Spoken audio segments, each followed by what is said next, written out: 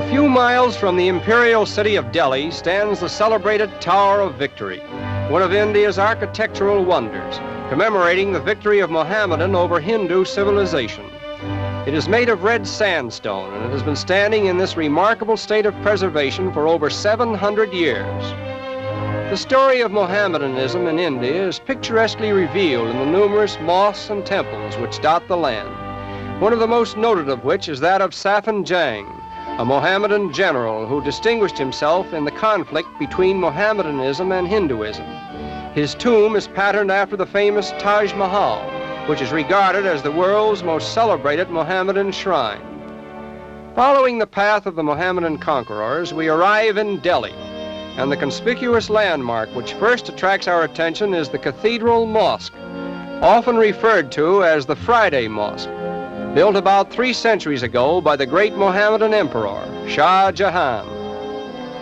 No country in the world has so completely woven its destiny in the threads of religion as has India, where Mohammedans and Hindus alike determine their way of life by their respective creeds.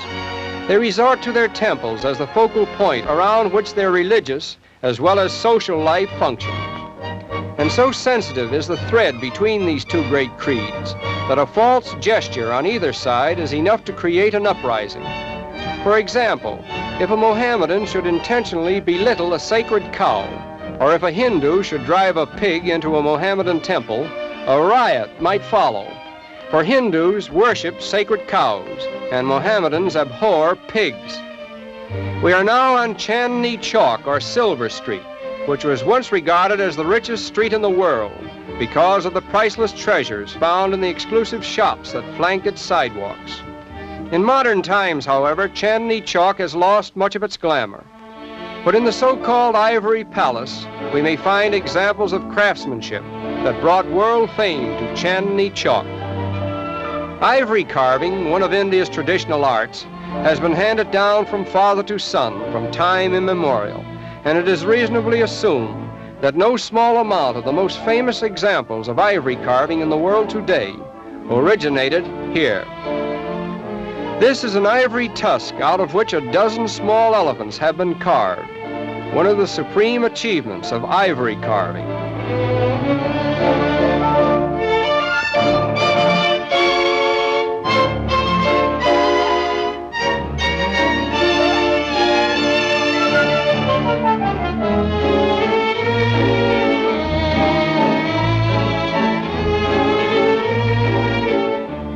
On this single tusk has been carved a pictorial story of the reign of a maharajah, just as the ancient Egyptians carved inscriptions on their temples. The durability of ivory is greater than that of stone, and consequently these carvings may last for thousands of years. Perhaps the costliest treasure to be found here is this famous ivory screen, over which an artist is said to have labored for 20 years before it was completed.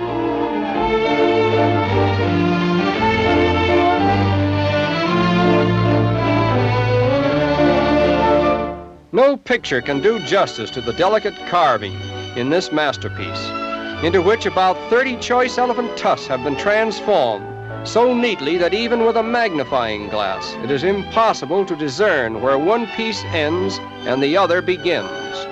And here is the man who says he gave 20 years of his life to this masterpiece.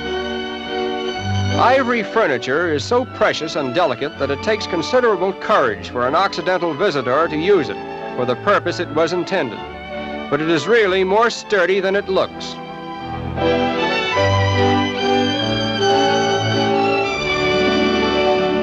Out in the streets of Delhi, we are just in time to witness a typical wedding procession. Although the bride and groom may not be seen, their household gifts are carried in the parade. In other words, the more fortunate married couples in India merely need to open their future home on their wedding day and let their relatives and friends march in with the furniture and other household requirements, including the all-important baby carriage.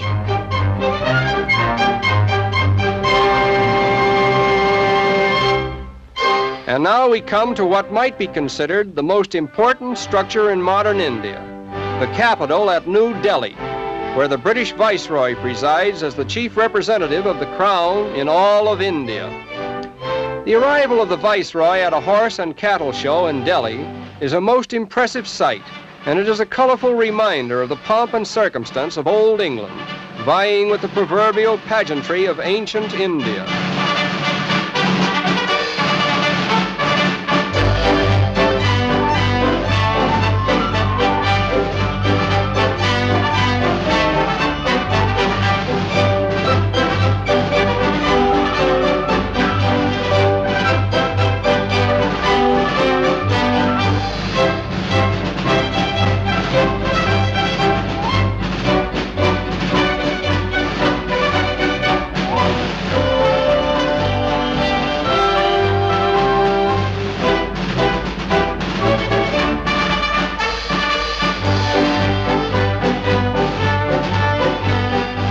And now that the thrill of the Viceroy's arrival is over, the show goes on, featuring India's finest cattle and horses.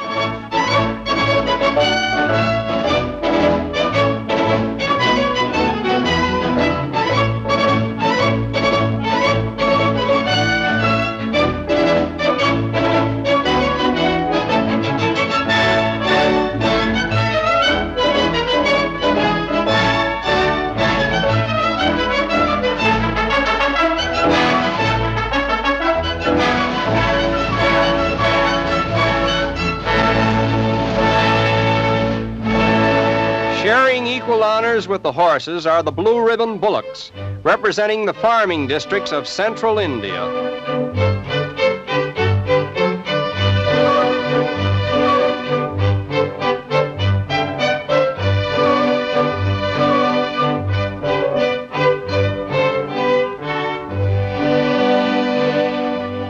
Less fortunate than the prize cattle are the ones that have been reduced to hard labor, for which horses are seldom used in India.